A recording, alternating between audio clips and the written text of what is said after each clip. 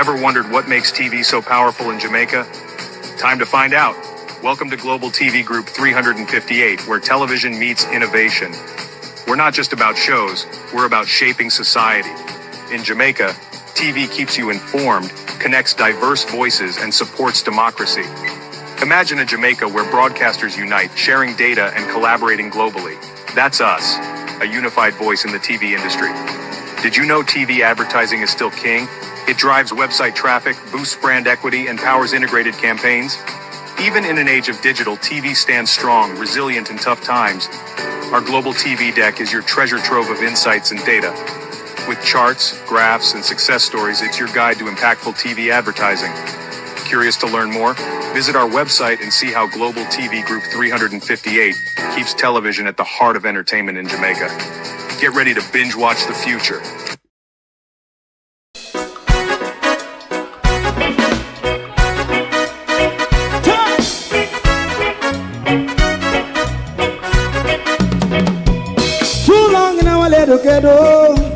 Run, keep going on, let's process. For children of Israel who really love rights.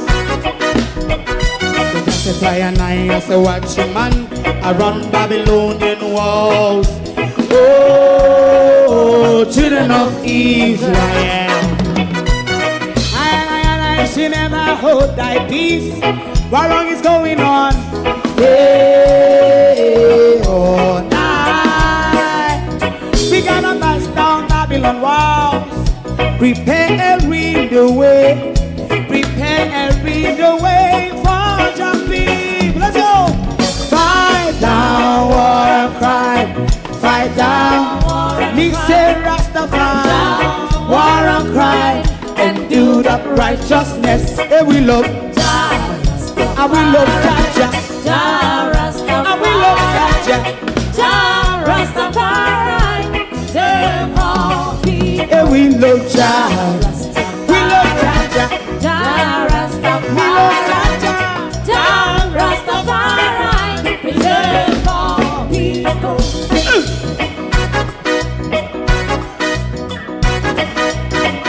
Put time away. Put time away again. Listen. Yeah. Ever wondered what makes TV so powerful in Jamaica? Time to find out. Welcome to Global TV Group 358, where television meets innovation. We're not just about shows, we're about shaping society.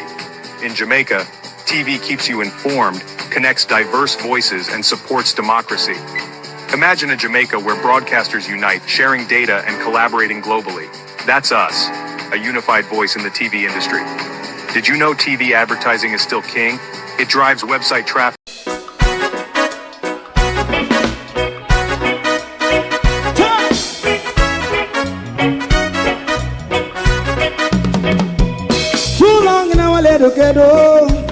Run, keep going on, let's process. For children of Israel who really love rights. So just as I as a watching man around Babylonian walls. Oh, children of Israel. I should never hold thy peace. What wrong is going on? Hey, oh, we gotta bust down Babylon walls. Prepare and read the way. Prepare and read the way for jumping. Let's go. Fight down war crime. Fight down war. Listen Rastafari. War and crime. And do that righteousness. And we love Jah. And we love Jah. Jah Rastafari. And we love Jah. Jah Rastafari. And we love Jah. We love Jah. Jah Rastafari. We love Jah. Jah Rastafari. Preserve our people.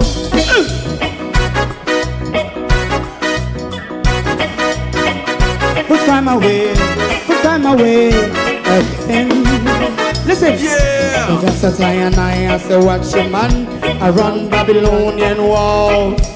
Oh, children of Israel. I should never hold thy peace while we penalize.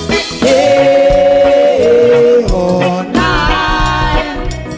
We gonna bust down Babylon gates. Prepare the way.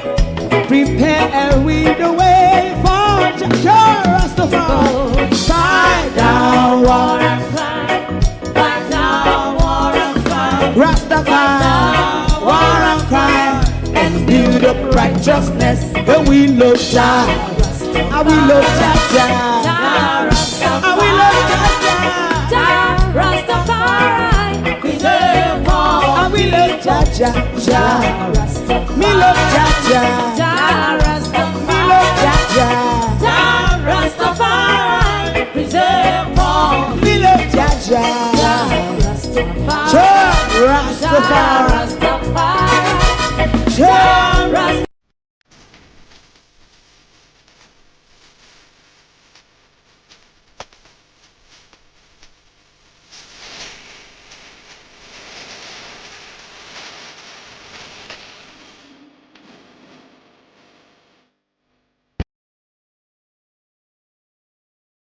Good evening. What terrible lateness.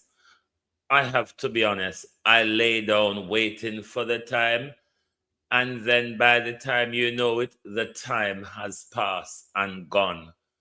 But thanks to Debbie Jervis, we are here behind time, but we are really here. And I have to come out this evening because this is about Cuba. I've always had the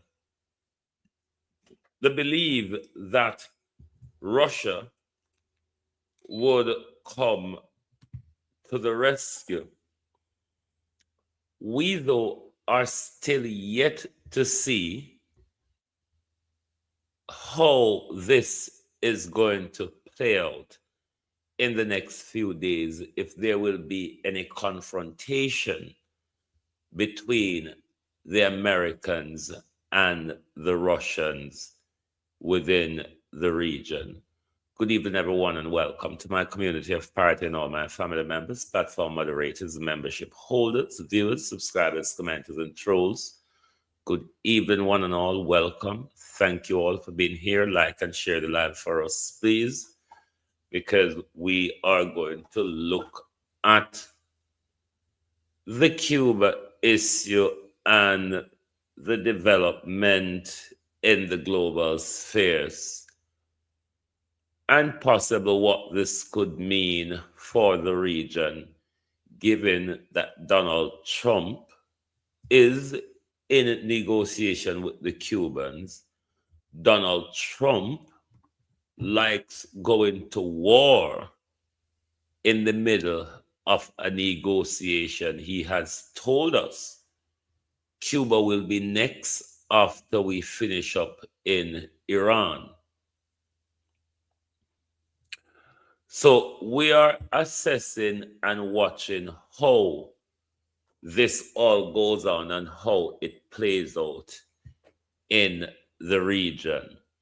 We've done an article on this this evening, and we will be looking at this article as well as we will be watching over the next few days to see how this all plays out. If the Russian ships, if the Russian oil tanker will be intercepted by the Americans, and if they will make attempt to stop the unloading of crude oil to Cuba. Let us go straight into the article, then we come back on the other side. Bear with.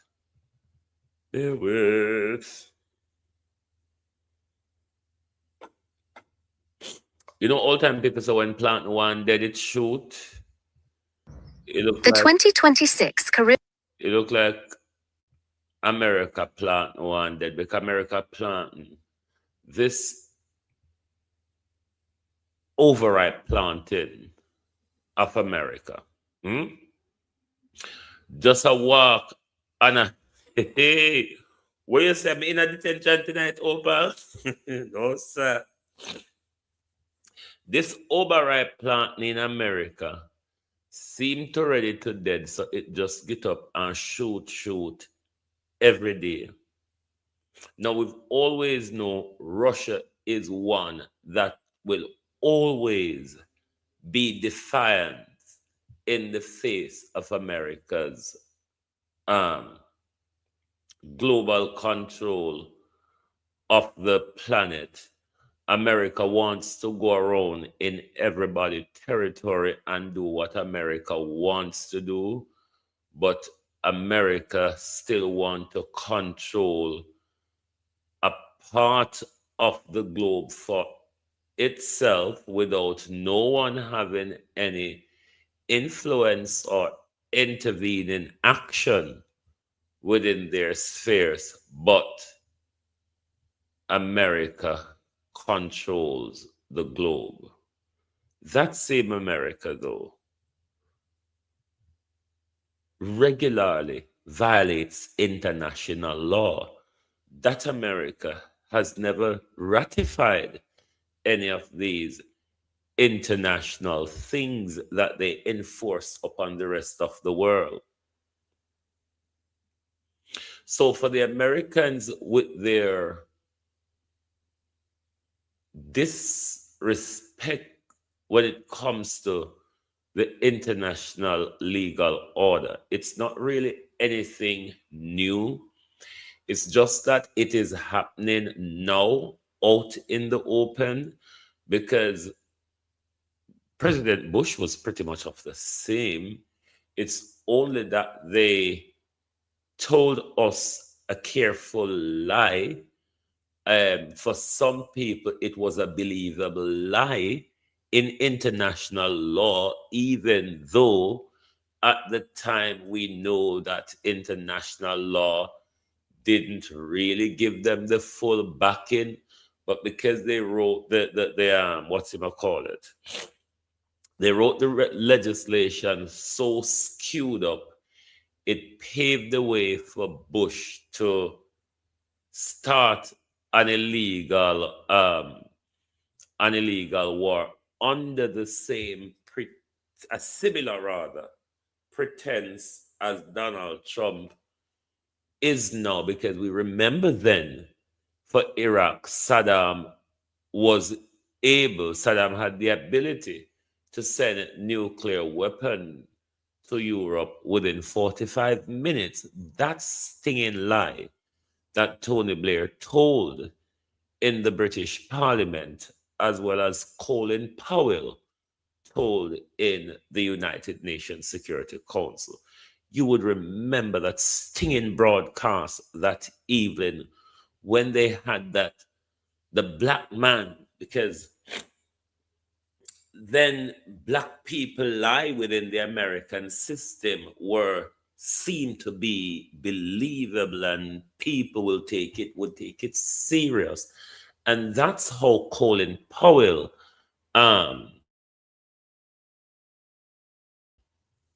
performance in the United Nations Security Council came across. Then it was shocking and stinging. It was frightening for a lot of people who believed that Saddam Hussein had the ability to attack Europe and such alike within 45 minutes.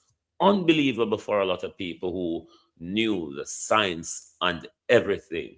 But in the end, they went on and had a catastrophic war, killing millions of Iraqis and thousands of Americans. The 2026 Caribbean Standoff, Russian oil, the U.S. naval siege, and the battle for Cuba's survival. The geopolitical landscape of the Caribbean has reached its most volatile point in decades. Following the March 19, 2026 report by The Guardian, a high-stakes maritime drama is unfolding as a Russian oil tanker, the Anatoly Kolodkin, hurdles toward a Cuba that is currently paralyzed by a total energy collapse. This confrontation is no longer a mere matter of diplomatic friction.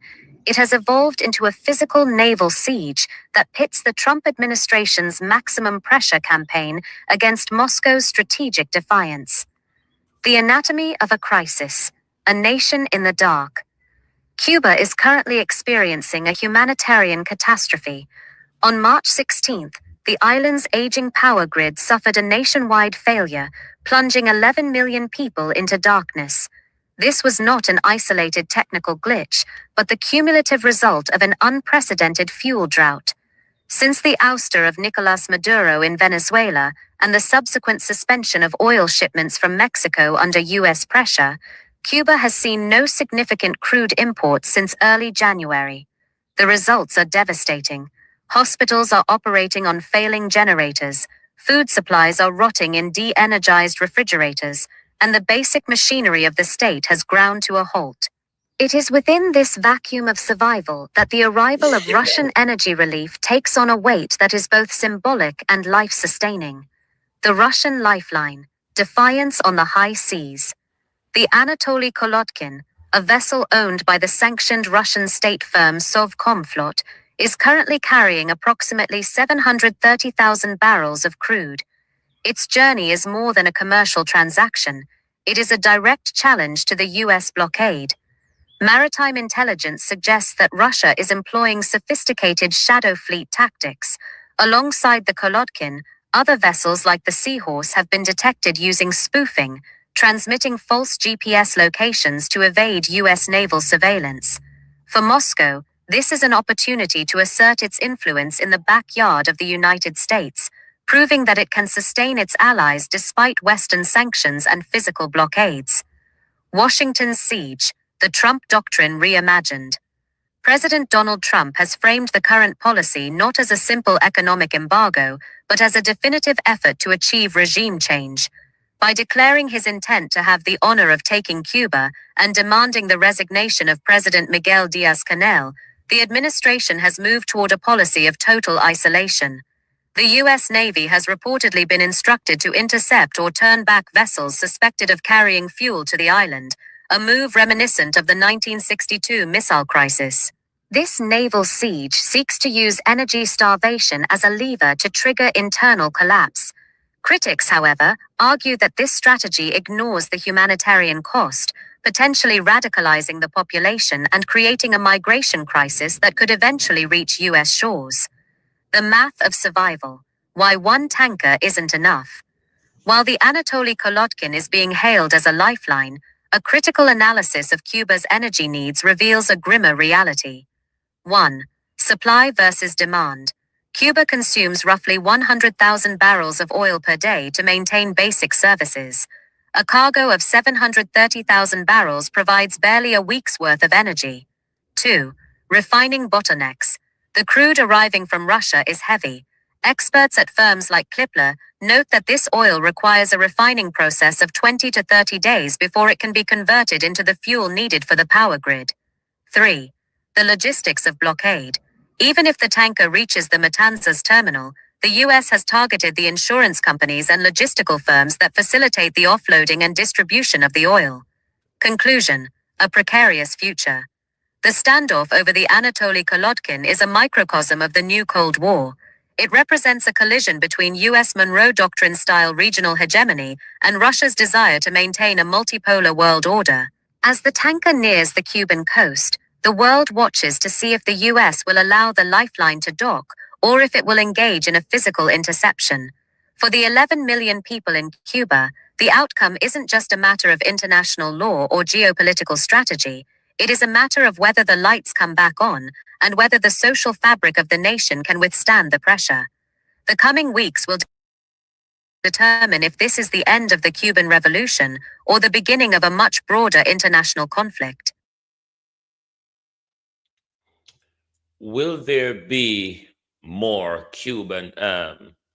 Russian missile on Cuban soil? Will this be another Cuban Missile Crisis 2.0? We will see how that pans out.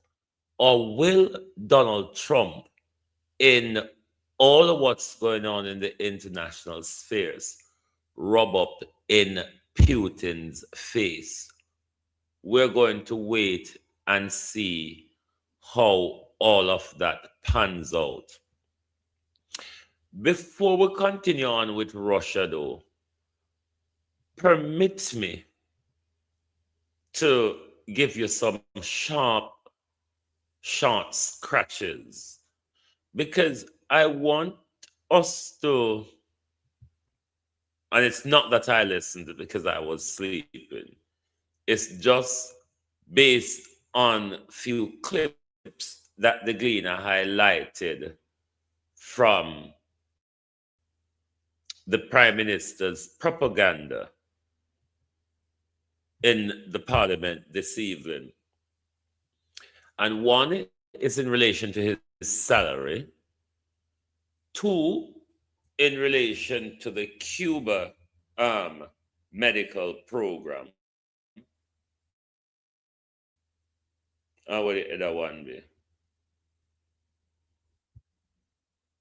And in fire back at him salary, defend the Cuban health program. Let's quickly look at that.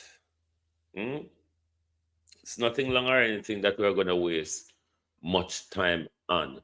But the British Virgin Islands said they are not ending their program. Hold on.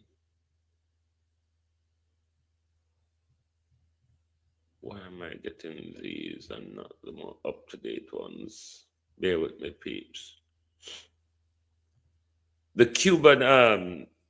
British Virgin Islands said they are not ending their Cuba health program.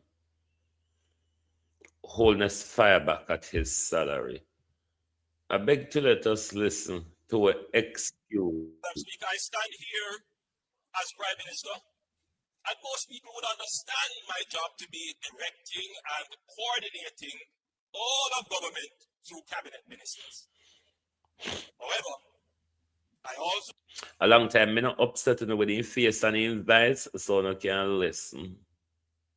I want to point out that I stand here as a Minister of Government as well, with direct oversight of several substantial portfolio responsibilities. I don't only direct, convene, and preside, I also do the heavy lifting of ministerial work as well. Over 4 ministries. So basically, he's saying, I'm not only the Prime Minister. I'm running all over 4 ministry as well. So I deserve that salary. But one could go on to ask Andrew Holness. Then all of these non-portfolio ministers that are sub-minister to you. So you see the amount of money we waste, Andrew Holness, we pay you and them to do the same thing, if I'm understanding you correctly. Madam Speaker, the leader of the opposition only talks.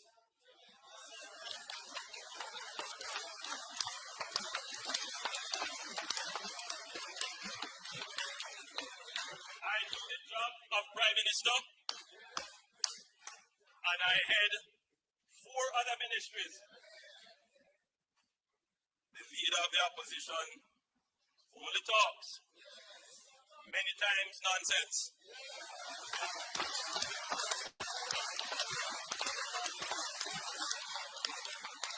And takes home $27 million.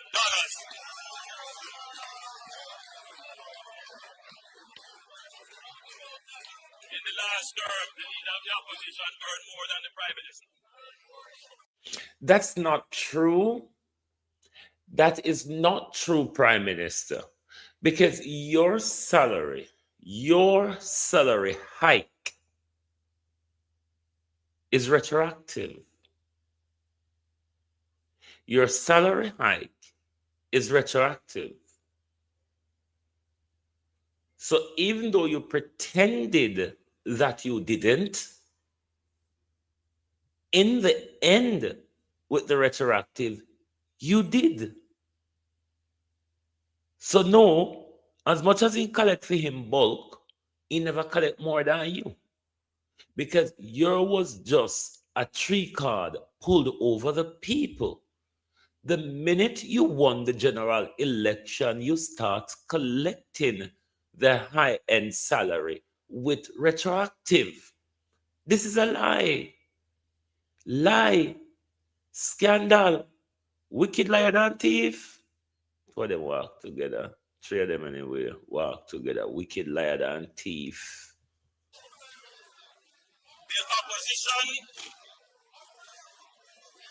The opposition spokesman on finance stood in this house and said the opposition has no problem with the increase in MP salary.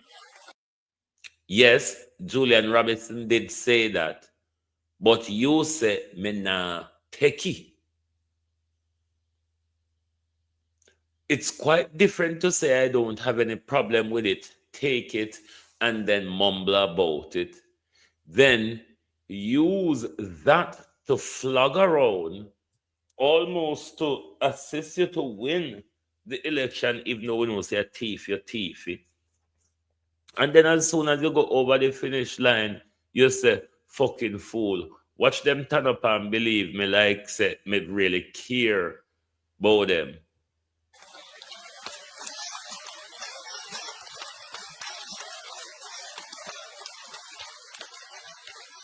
Anyway, me not pay attention to the piece of particular liar because everybody knows that that is lion's story.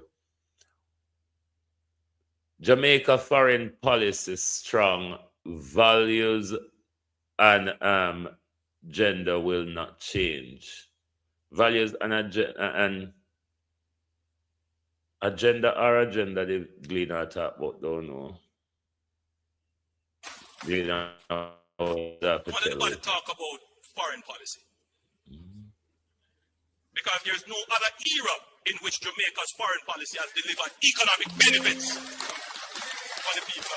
Let me correct the Prime Minister before we go further here.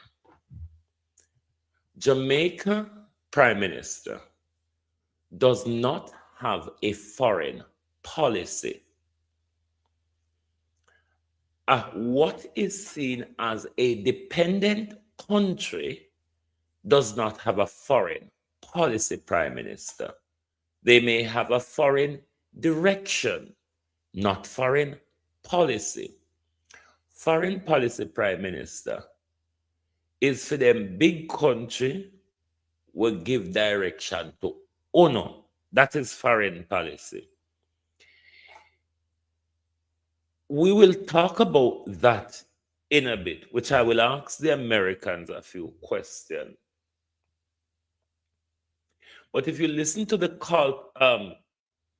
Tucker Carlson and Joe Kent's interview, not even America has foreign policy anymore. Because the only country or continent that was going around the planet in the last 50 years or so pushing foreign policy is the Americans. When another country dictates to you, that's not foreign policy. Foreign policy, Prime Minister, is a country setting its standard. This is my grounds. This is this is what I'm prepared to negotiate on. This is what I'm prepared to offer. This is the relationship I'm prepared to foster. When a country, Prime Minister, when a country can dictate to you, such as what is happening in the Cuban health program, Prime Minister, don't make me cuss a late night. Prime Minister, don't make me a late night. Prime Minister, they say you don't have to cuss bad word a late night. What foreign policy? Where it come from? What has Jamaica said? This will be our engagement with this part of the world as opposed to this part of. There's something in foreign policy, sir. Hmm? Foreign policy of a country is dictated by the country's leader, not by a third country. And this is why America has lost, even America itself has lost out on foreign policy. Israel is the country that's directing foreign policy at the moment. So I don't know the foreign policy where Andrew, you mean foreign as in far in? Hmm? You mean foreign as in far in? What do you believe, Andrew Holness? Nothing goes about foreign policy. Country will walk and beg. Country will depend their knee. Country will walk and borrow. Country will can't move without other people. Foreign policy, he said. What a load of rhino shit that the Prime Minister is spewing in our parliament.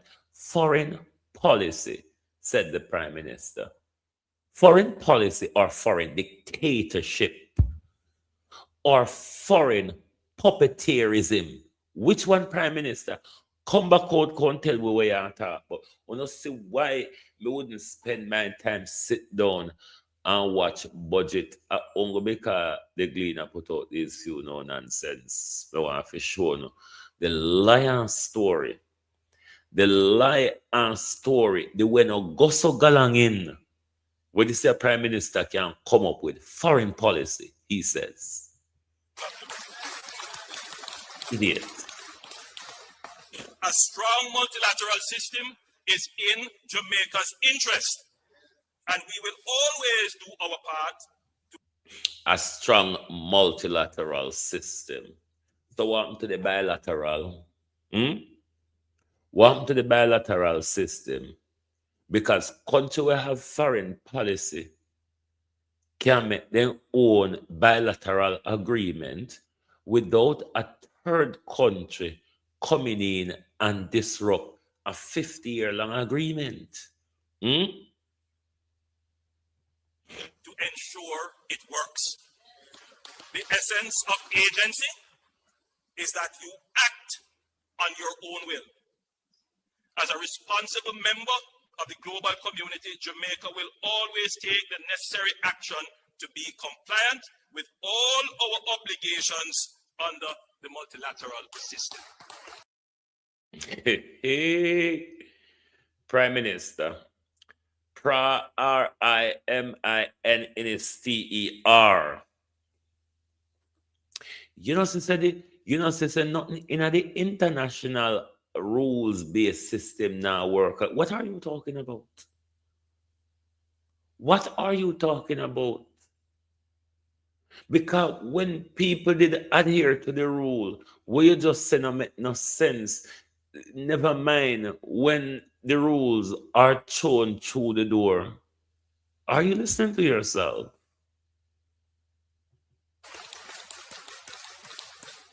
Nobody has to put sanction on us or force us because we have agency. Talk it out if you don't want to cuss there, so. Nobody has to force up. Let me pull back this here because we never hear what you say. We never hear what the Prime Minister said. The Prime Minister said nobody not to force nothing upon we. Like, is that really true? Our obligations under the multilateral system. Nobody has to put sanction on us or force us because we have agency. The country would have seen this in our actions when our actions caused us to be removed from the FATF and the AML-CTF grey list in 2024. Grey list, the way our structure and system was, it was reviewed, we ended up on the grey list. every member of the government worked very hard, including members of the opposition, to pass the necessary legislation, make the necessary policy changes. I mean, there were those saying that these, imperialists imposing global financial things on us, make we resist it. And what? Lose access to the international banking system.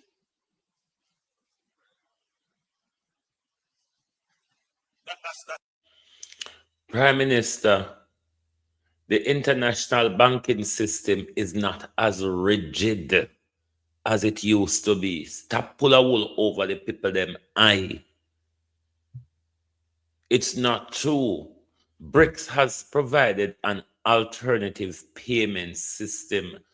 Prime Minister, it's a lie, not no go so. You feel like capitulate to protect your visa. You feel like be the decent prefect. You feel like being the decent prefect. Tell the people the truth. British Virgin Island not end for them program. That's the logic of the argument. Yes, there are things we must resist. What are they? When it comes to our values, there are things that define us as Jamaicans. Andrew Holness, top jaw in a JLP galangin. Top jaw Jamaica, Andrew Holness in a JLP mess. This wasn't a decision taken based on Jamaica or Jamaicans. This was a decision taken in the interest of JLP visa. Don't make me cuss tonight. Don't draw in your mix up. Do not draw in your JLP mix up, Prime Minister, because you know say it don't go so. So no draw in there. And no come go on like so you make the decision for we and you. You make the decision for you and labor right visa. So no draw away. No draw away in your mess. A late night. And instead of cussing a late night, so no draw in your mess. Americans, that we're not going to change on those. Man is a man, woman is a woman. We're not going to change. A man is a man. A woman is a woman. Anybody never know that yet? Not a fool. A man is a man, a woman is a woman. What the fuck does that mean, though? I mean, were we anything else than men or women? Can somebody verify for me? Were we anything? To Tara hit clot on the road, come here and just say, a man is a man, a woman is a woman. What does that mean, though?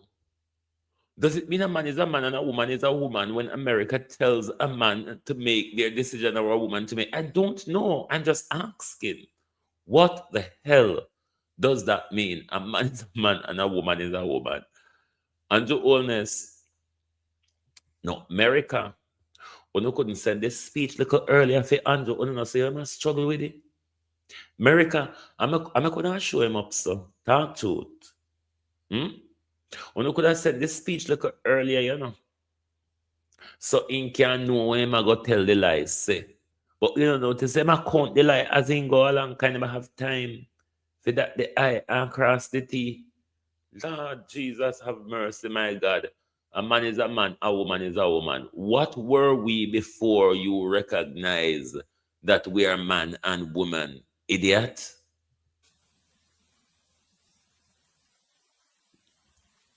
Yes, there are things we must resist. Like what? When it comes to our values. What are they? There are things. What are the values, Prime Minister? JLP, lack of integrity, transparency, and accountability value, or the Nolan principle value that we should all hold as Jamaica? I don't know. What are you talking about? Is there any possibility that you could come back and explain to us what those values are and how those values tied into the Cuban health program coming to an end, Prime Minister? I, for one, would be interested to know. Don't you think?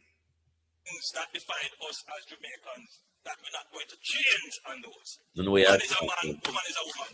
all We're right. not going to change on that. Then am I to understand the Prime Minister by saying that hey, kiss the war hit cloud tonight, that the values that we hold are a man is a man and a woman is a woman, and we're not change that? Could it be then, Prime Minister, that Donald Trump and Marco Rubio is pushing the queer argument down your throat? Because I don't know what it is that the man is a man and a woman is a woman just jump out pan we in the dark so like we're afraid. Prime Minister, them said Lord Jesus, this is the age of fuckery anyway. So we do. But we look at the things that are also in our economic interest. Right. So, Madam Speaker, I want anybody. A man is a man and a woman is a woman. And we not change that. Now listen to his defense on the Cuban medical program. And let me say from the outset that the Cuban medical mission has been beneficial to the people of Jamaica. The Cuban doctors and nurses have assimilated quite well in our hospital system and have developed strong bonds with the people they serve. I can say that Jamaicans love them and want them to stay. You know, there's going to be a BUT, isn't it? Let's listen to the BUT. However, there were some aspects of the program which were brought to the attention of the Cuban counterparts, to include how personnel were paid. By whom?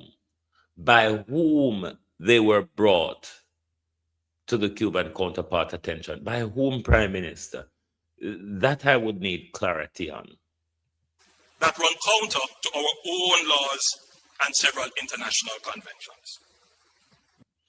Who was it, Prime Minister, that spot those and raise those issues?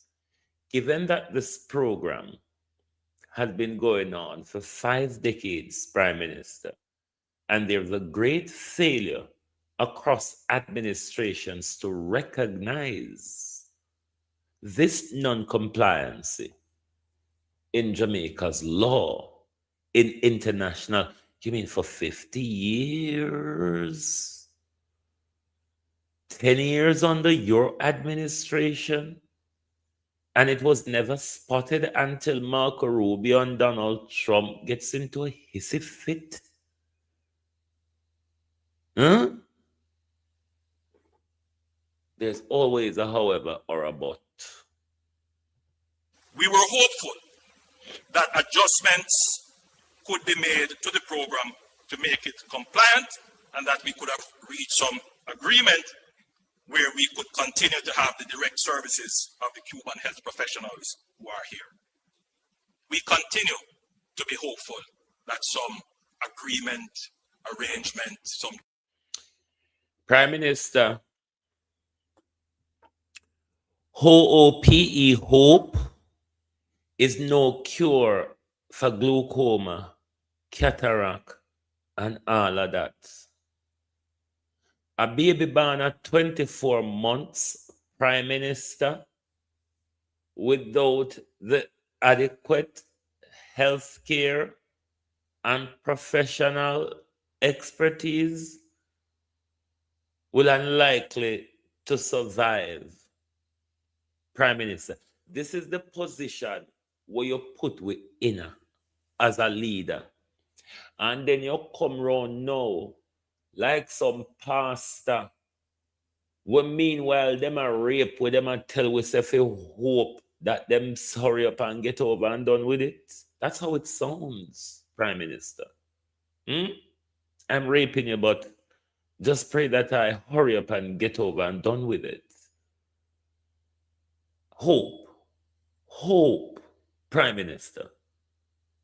I mean, after you pull the rug from under our feet, you're saying, I hope you do not fucking fall. Eh? Hope. He says, Hope, hope. Hope.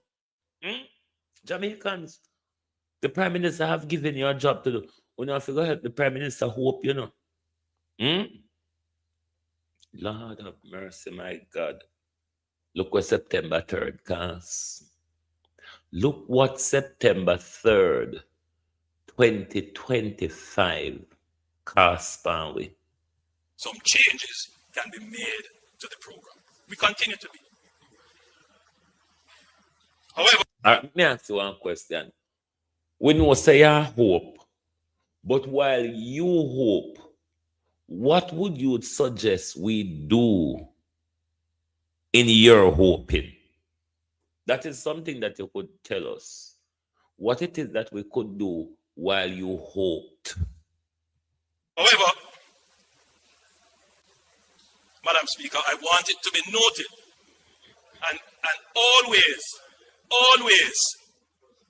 acknowledged in the debate that every year since I have been Prime Minister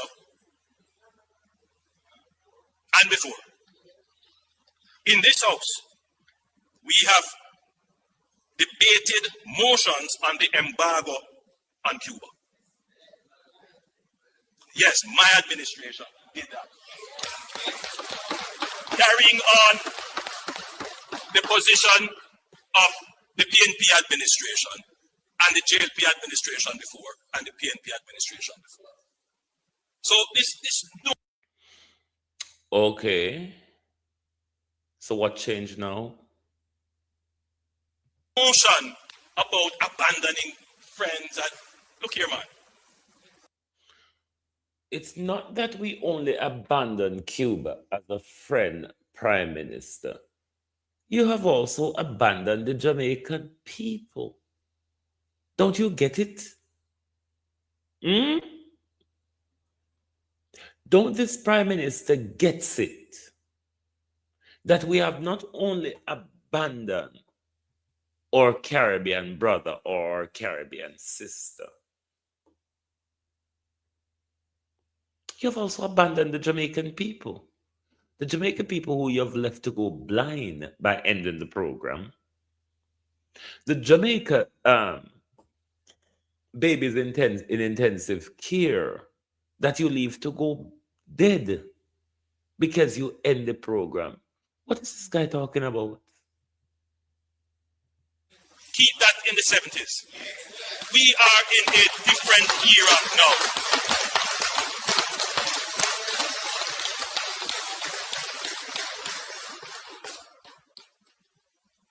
At all my speeches to the UN General Assembly, there are a few lines in there about Cuba and the embargo. When I spoke at CARICOM, I spoke fairly and frankly.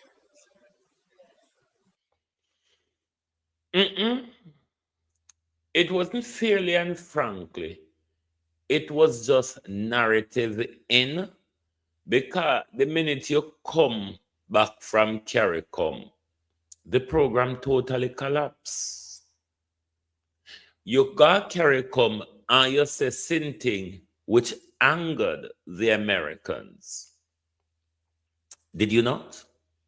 And the minute you come back from CARICOM, we had the announcement of the collapse of the program, because all along we were told that we will renegotiate and renegotiate and whatever say it. Don't say that, it's not true. As our closest neighbor, we are concerned for the situation in Cuba. Through CARICOM, Jamaica will do its part to offer support for our brothers and sisters in Cuba. And let me say from the outset that the Cuban medical mission has been beneficial to the people of Jamaica. I wonder in what way, Prime Minister, could Dr. Teddy Barks or the Wellness Bench fit into this program? That's why we can never really sit down again and rebroadcast a full length of this nonsense in our parliament from either side, because me fed up of it now. All we get is source of word, slapping bench, making noise. But when it comes to decisions that affect our lives, we're not seeing anything like that.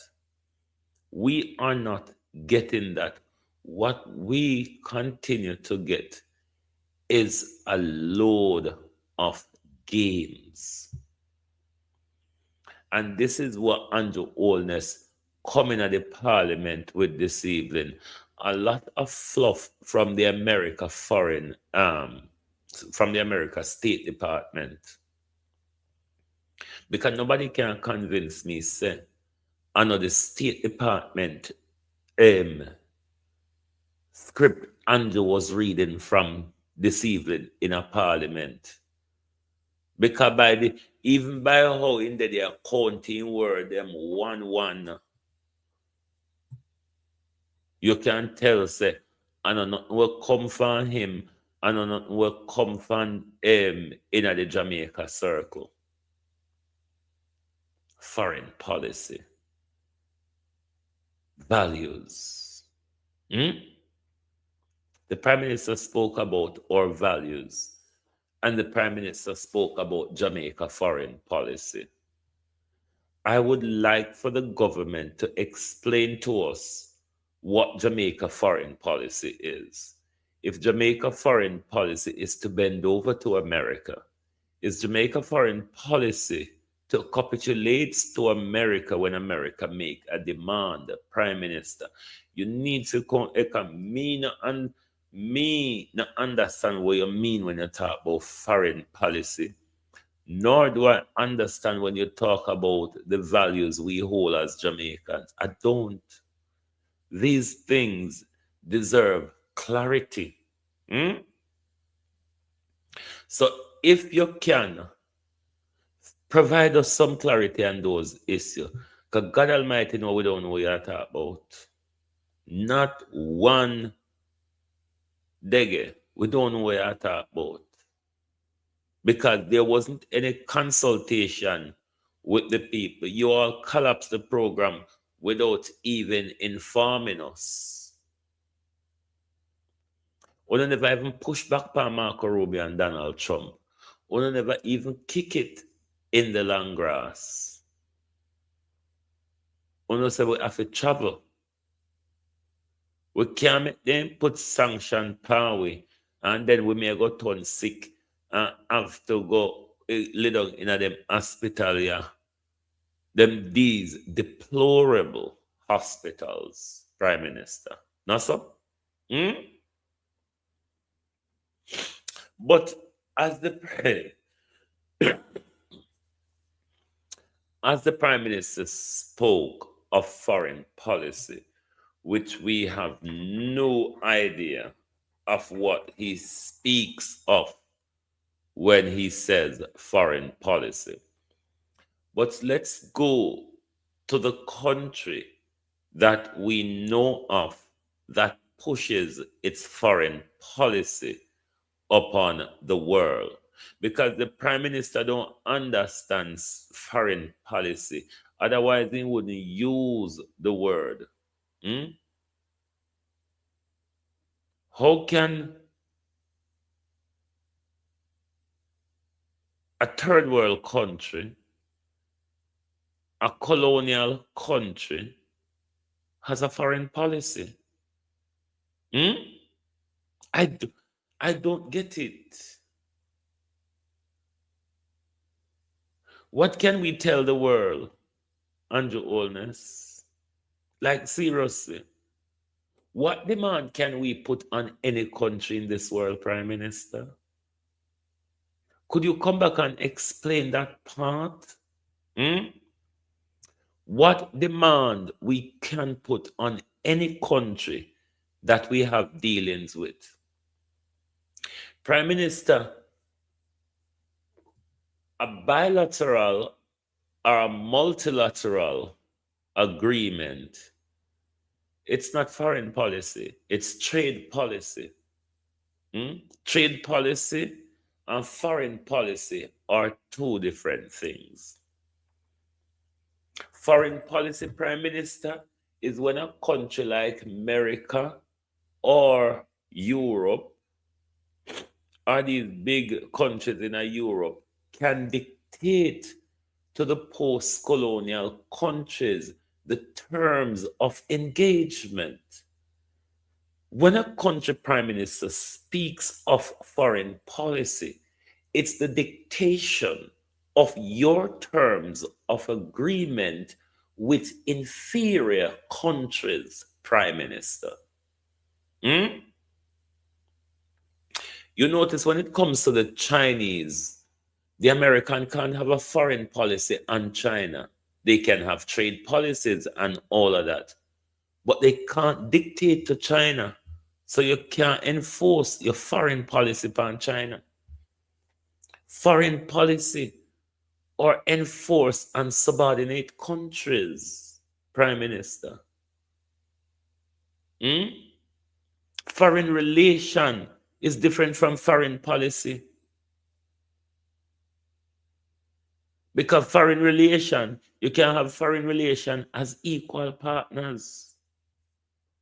However, though, Prime Minister, foreign policy, you are being told this is what you can do and this is what you can get. That's the position we are in. So I don't know how you get to the foreign policy part. Look at America, Prime Minister. Prime Minister, go and listen to the Tucker Carlson and Joe Kent interview. And you will realize that even the big mighty old America, because of their criminality against children and the evidence Mossad secured on them, their foreign policy is now dictated by Israel. This is why Benjamin Netanyahu could start a war and lead America into it. We will go it. What my understanding from Joe Kent is that the Americans, the Israeli told Trump, we are going in. We don't care if you're coming now, we are going in. And the risk that it's going to pose to you, you will have to eventually come. That's not America with a foreign policy anymore, Prime Minister. That's an America where its foreign policy is dictated by Israel. The same Israel, Prime Minister, will have UNO under control.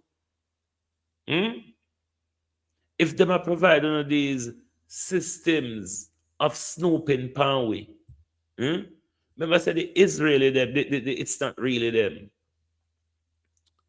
Providing the snooping galangin, the snoop power. Every country I use Pegasus, but when they think to say, are we once Pegasus as spy pan? Israel Mossad and them spy pan uno the leaders more than how uno spy pan we.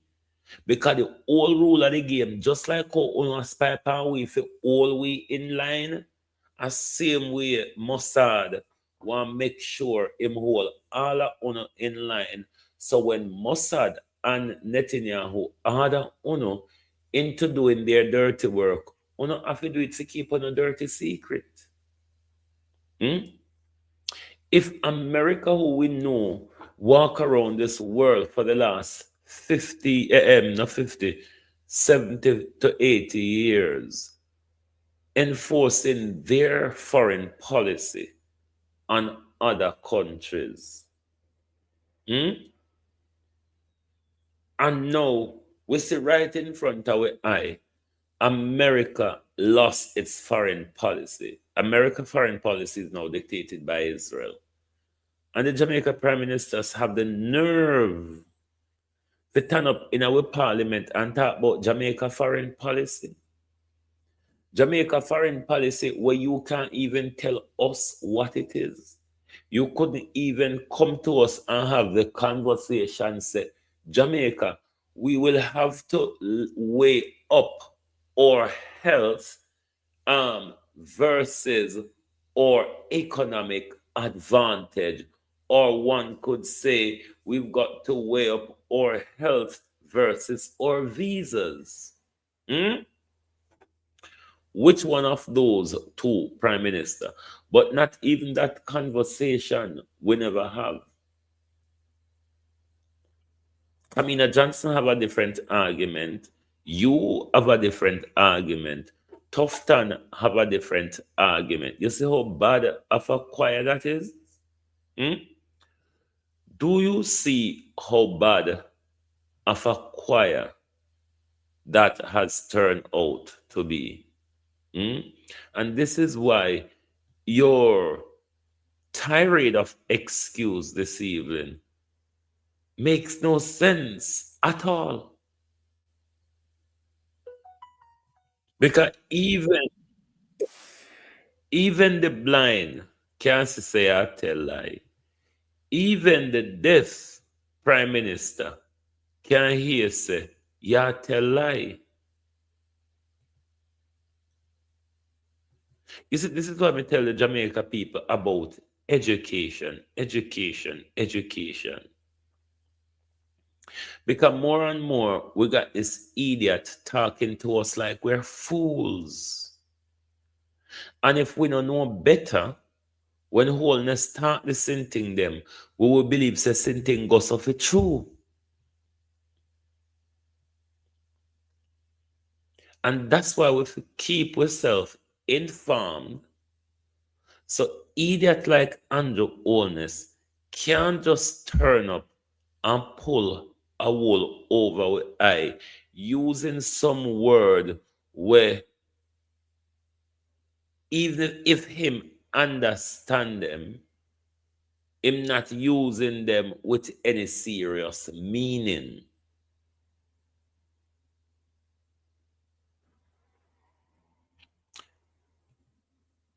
This government is a failure. This government is a failure even before we put them back into office. Remember me and telling you before election, Jamaicans, if you not choose Andrew Holness, don't come complaining on my foot. Me no want to hear the noise. Me don't want to hear the noise. You understand? When you choose him and have to live with him, when you not demonstrate against him and you not talk against him, when you turn up and you egg him and you support him, to all of us detriment.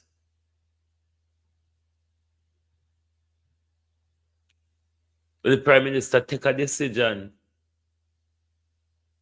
that is going to cost our life, that is going to cost turbulence to our health, and the Prime Minister come tell us, say, Jamaica have value, and we have to hold to them because a man is a man and a woman is a woman. I don't know what we were before. Before the Prime Minister realized we were men and we were women. We are men and we are women. I don't know what we were before that. Jamaica people, wake up. Wake up, it's gonna get worse. It is going to get worse, Jamaica people. Wake up out of the slumber where we're in. We have submitted our will to these people. That all when we know say a lie them I tell, we drink it up and we're comfortable with it. Jamaica people, wake up. Me tell you say this war, what you see currently going on in this world, is going to change the world. If this war managed to reach to our region, as Donald Trump planned say, when me done round corner there, so me a bust round the corner upon them in the zone of peace. Things is going to get terrible.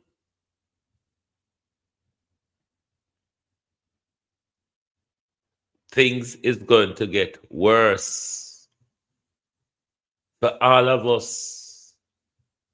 Just like the crisis where the Americans put us in with the Cuban health program, these wars that the Americans are fighting over land and oil is going to put us in some dangerous position on this. Like, you see how food and oil prices are go up already? You see how long me want to say buy up what you can buy? Because every day you look, the price of oil go up, the price of food go up, because most are all of what we do link to oil. Most or all of what we do is linked to oil. The longer a suffocation per oil is, the more problem we are going to face in whatever way they come.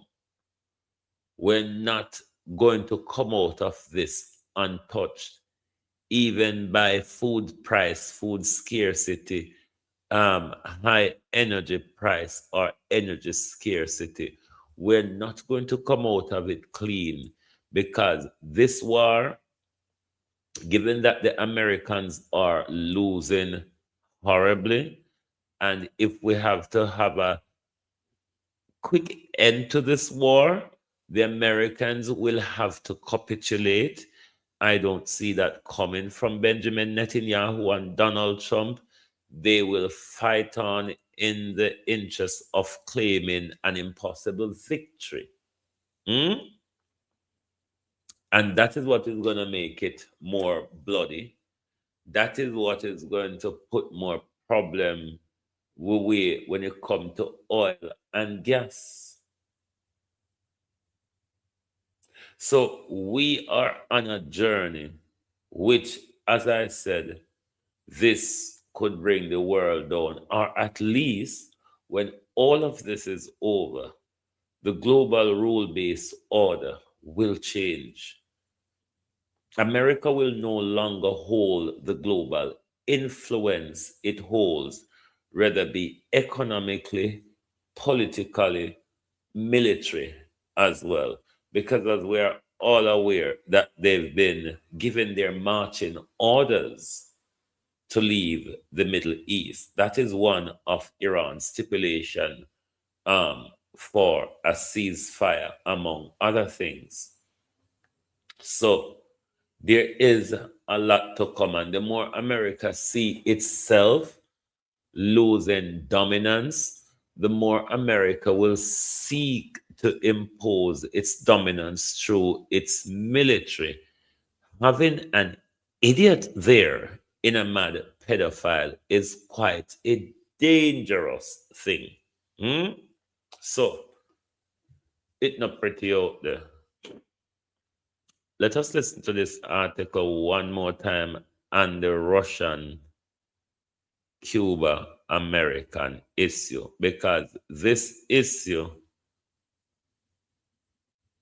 could be what may spark the quicker war in the region. The question is, will China send back nuclear weapon on Cuban soil? It's a possibility. We've had it once before. You remember the Cuban Missile Crisis in the 60s? Are we really leading up to a Cuban Missile Crisis 2.0?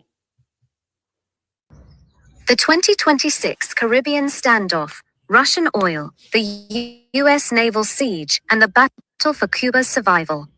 The geopolitical landscape of the Caribbean has reached its most volatile point in decades.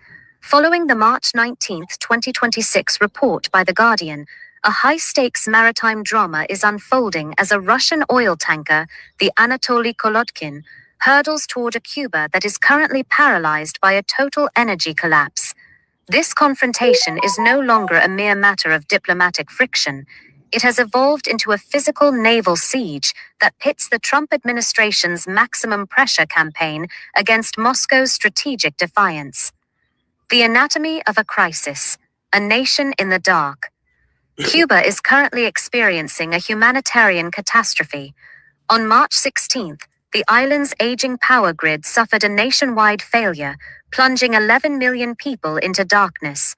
This was not an isolated technical glitch, but the cumulative result of an unprecedented fuel drought.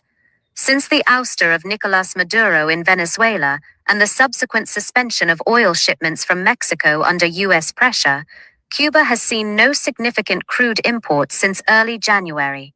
The results are devastating. Hospitals are operating on failing generators, food supplies are rotting in de-energized refrigerators, and the basic machinery of the state has ground to a halt. It is within this vacuum of survival that the arrival of Russian energy relief takes on a weight that is both symbolic and life-sustaining. The Russian lifeline, defiance on the high seas. The Anatoly Kolodkin, a vessel owned by the sanctioned Russian state firm Sovcomflot, is currently carrying approximately 730,000 barrels of crude. Its journey is more than a commercial transaction. It is a direct challenge to the U.S. blockade. Maritime intelligence suggests that Russia is employing sophisticated shadow fleet tactics. Alongside the Kolodkin, other vessels like the Seahorse have been detected using spoofing, transmitting false GPS locations to evade U.S. naval surveillance.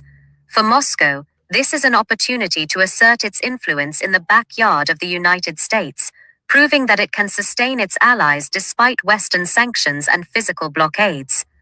Washington's siege, the Trump doctrine reimagined. President Donald Trump has framed the current policy not as a simple economic embargo, but as a definitive effort to achieve regime change.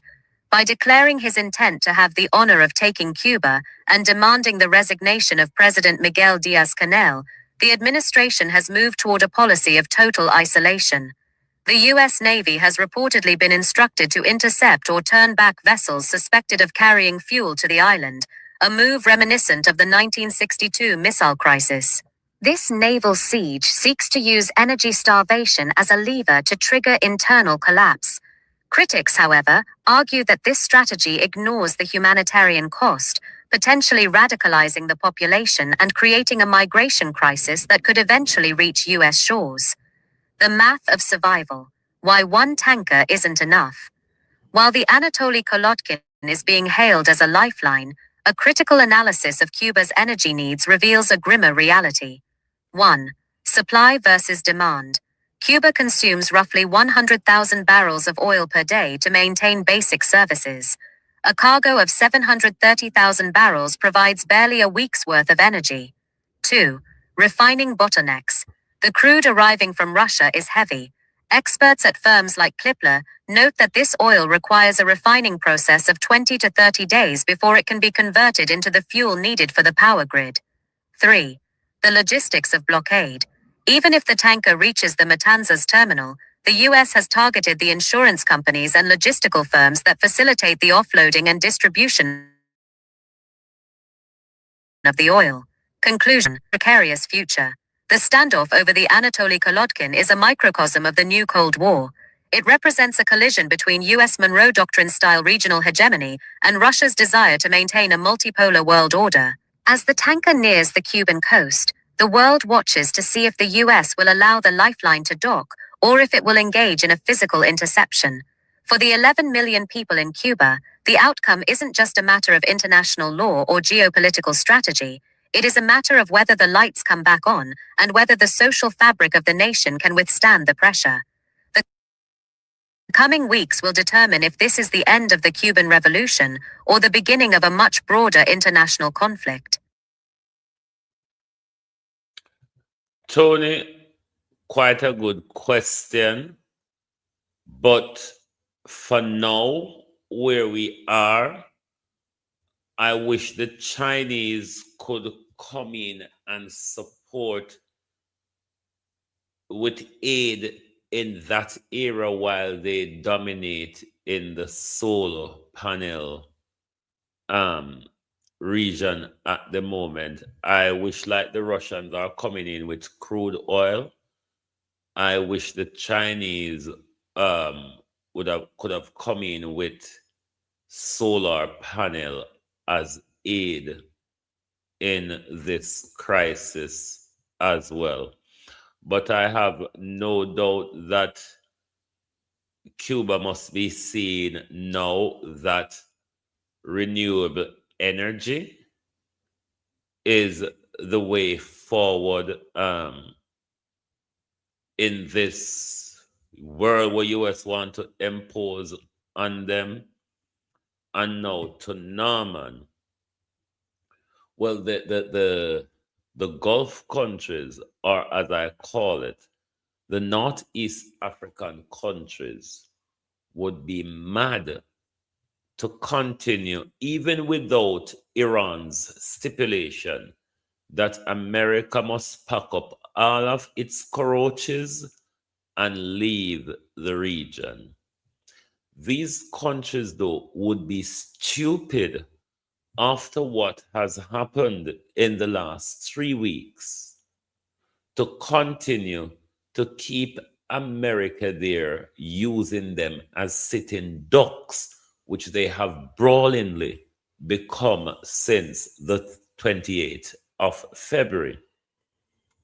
And to top that off, rather than America seem to want to defend everybody who is under the bombardment of Iranian missile, they only care about it's not real, because whatever little cockroaches them have left over the Middle East, them take it up, car gone.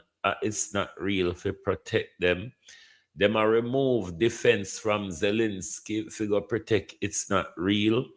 Them move defense system from South Korea for protect. It's not real. So what America has done here, it's open up itself to its containment allies, because these countries or America's containment strategy to use American military base to walk and frighten other country. Pussy. You know, say Iran not afraid of nobody. You know work it out yet, America. You know work it out yet, say Iran not afraid of nobody. You know it's not the size of the dog in the fight, but the size of the fight in the dog, America. And you the big, lazy, eat and lay down dog, America. You know, so you lose flexibility, you're overgrown, America. America, you have become oversized. That you have lost the ability of flexibility, and a flexibility a win the warrior, America. You can't go throw a big stone. You can't even throw a stone with dilly-dally. And I must say this, Iran has stepped into the game. I don't know if I talk the truth, Ron, yeah. Iran has stepped into the game now of the violation of international law, because what Iran is deploying in the war now, it's a banned weapon, which I don't really mind, especially if it's been used on Israel. I really don't mind. The Israelis have always been using banned weapon, fossil fuel, poison gas, and you name it, whatever they can use. So really don't mind that at all. But the Iranians have stepped into the territory, because they're using what is called cluster bomb. You know that bomb with them, the Iranian them are used now, which when it reach over Israel, it open up into about 80 different small bomb and just have a murderous carpet bombing. Yes, the Iranians have stepped into that frame now. That type of weapon is a weaponry banned by under international law. But I really don't have a problem with Iran using it. The Americans, I believe, they use it in Iraq as well. Israel regularly use these things on the Gazan children as well. So if Israel, cluster bomb, if Israel get a taste of a medicine, I really couldn't give a dozen's rotten egg about that, like literally. But who else says something when ferociously? It's come to my attention that Western oligarchs do not care about migrant problem as it may provide cheap labor. They have never, this is what the Western system, this is the cheap labor that the Western system survive on, is the migrant labor.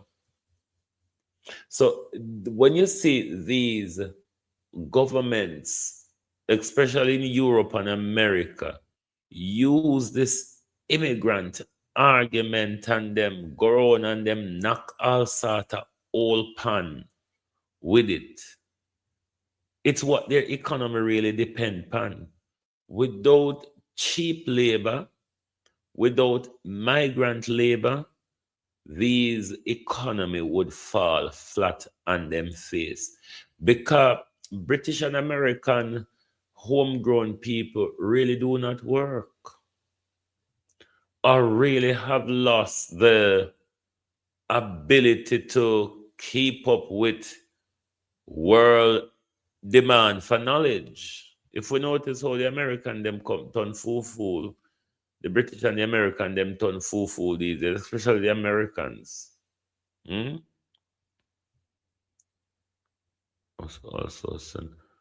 Oh, they did send cluster bombs to Ukraine as well. So that's why I don't really mind it being used by Iran, because these Westerners have always been using it. America has been warned years ago about messing to consider North Korea. Of course, Iran has always told Israel and America, they dare not touch me, Israel will burn. And this is why I want this war, devastating as it is for people in the region, devastating as it is for global economy. I do want the Americans to be pinned down properly for a time. This might just protect Cuba or protect the attempt breakup of Cuba, prevent a war within our region, prevent a humanitarian crisis within our region, prevent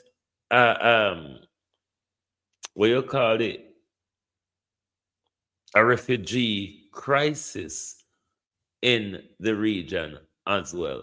So I do want the Iranians to make sure them deplete America to the point where America do not have the appetite to even talk to nobody hard again. Because right now, the America defense system and weapon system is being worn down as we speak, because manufacturing in America is not so brilliant. Besides, the rare earth material which they need for some of these weapons where they might fire out, China said, "Abe, you're not gonna get any of this." So I don't know, say America a go around and a run up in mouth and I make the whole heap of noise. We don't know, see how Donald Trump turned sad overnight, Benjamin Netanyahu, whether you're in the grave, the hospital, or the tunnel, what the fuck is going on? We can't see you, we can't hear from you. Are you fighting the war from beyond the grave, Netanyahu? Hmm? Have you been fighting this war from the grave? Because you, your son, and your brother, where, if a Twitter ban him and say, you chat too much over here. Because your son always depend Twitter just a go on and a go on and a go on and a go on. So, and from the day when you're dead, Benjamin Netanyahu, from Iran strike you, your son, and your brother, we don't hear gunbow your son. We just get some video of you. I tell we say you're alive, but we still can't see you do your day-to-day work. What can go so? Hmm? Warring from the grave. Is it that why wanna kill Larry Johnny? Hmm? I'm asking the question, Israel. It is why wanna get out of control and kill Larry Johnny and bomb the oil facility in Iran because Benjamin Netanyahu was killed and become hurt and want to escalate. Why should the why Uno should honor rejoice? Uno the pigs rail is. If Benjamin Netanyahu dead, Uno should honor rejoice. Maybe Uno will have a leader will make some sort of deal what we make Uno come out from underground. Because me don't know which nation. Me don't know which nation say God will come promise you something. For God wicked, you know. Me, Israel, me don't want to deal with phone of God. Let me tell you fan now. Look for me. Hmm? Yes, Israel. Me don't want to deal with phone of God, phone of deity or whatever. But phone of God promise you something. And phone of God telling us say, you don't have to kill, steal, and destroy to maintain it. Hmm? And then God turn around and telling us, say, even though we promise you the land, you don't have to live underground. Does it make sense? Say, you can't live a happy life down there neither. But you don't decide to share it. You rather live under dirt than stay above the surface and share. What is wrong with these Ukrainians, these Austrians, and these Polish who call themselves these Austrian, Polish, and Ukrainian Zionists who misappropriate other culture and call themselves Jews. Jews can only be black people. Let me tell you now, Jews can only be black people. When the Bible and when the holy books or whatever was being written, white people never exist yet. Never the planet yet. Beside white people, no known for come from that part of the world. History, geography, science, and everything proven wrong. Cut the bullshit now. Enough of it. We know no not come from there. We know God not telling no nothing. Hmm? We know so the Zion, the European Zionists go down there a try to talk with a double tongue. Like, listen, we not come from there. We not in the Bible. We never depend on earth yet when Bible are right. So no stop the nonsense. Anyway, people, I come go on about my business before. Next thing you know, Donald Trump have my house surrounded and I can't move. Because Donald Trump way of dealing with things and demanding people is surround you with the military might. But me don't know if Cuba have the missile them to make you pick up your sinking them and run, like how Iran make you pick up your floating casket them and run all time way, like how Iran destroy all of your air fueling jet them in a one day, like how Iran destroy all of your military base across Northeast Africa in a 1 week. America, you're not frightened. Talk to America. You're not frightened? If this not frighten America, then America can sleep in a cemetery anytime America want. Anyway, my peeps, thank you very much for being here tonight. Even though we wake up and come out late, we had was to come out to do this on the Cuban crisis and Russia coming to the rescue. However, in the coming days, we will have to watch to see how the United States of Hate will, if they will intervene and intercept, and will that create a standoff between the Russians and the Americans? Could we have the Cuban Missile Crisis 2.0? Thank you. Good night from Global TV.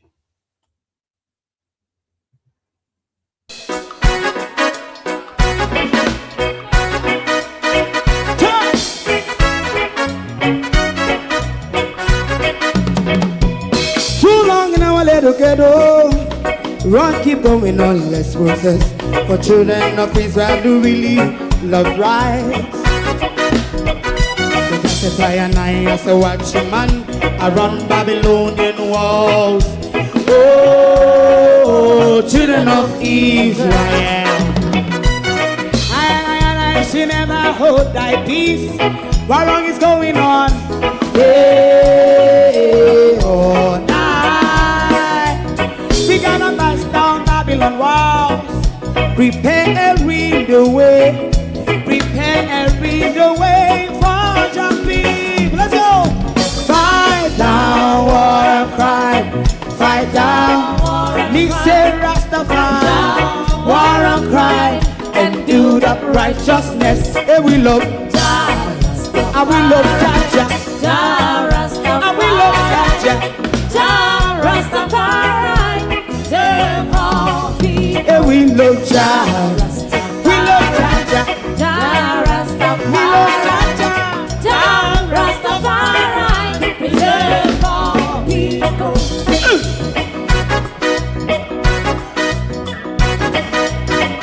Put time away. Put time away again.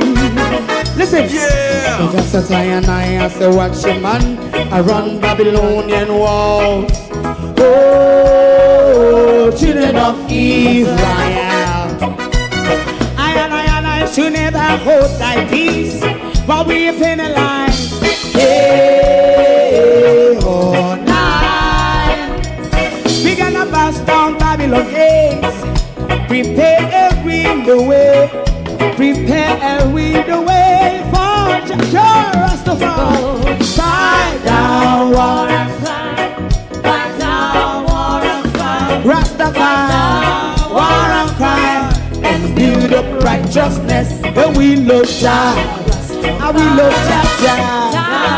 And we love Jah. Rastafari. Preserve all. And we love Jah. Me love Jaja. Me love Jaja. Rastafari. Preserve all. Me love Jaja. Rastafari. If you don't like missing out on the latest shows but still enjoy classic hits, then Global TV Group 358 is your perfect match. Global TV Group 358 isn't just another channel, it's your ultimate TV experience. From breaking news to binge-worthy dramas and timeless classics, we've got it all. Our unique blend of original content and global favorites means there's something for everyone. And guess what? With GTVG's seamless streaming, you can watch anywhere, anytime. Plus, our interactive features let you be part of the action. So, whether you're a seasoned binge watcher or a casual viewer, Global TV Group 358 is here to keep you entertained day and night. Don't just watch TV, experience it with Global TV Group 358. Subscribe now and never miss a moment.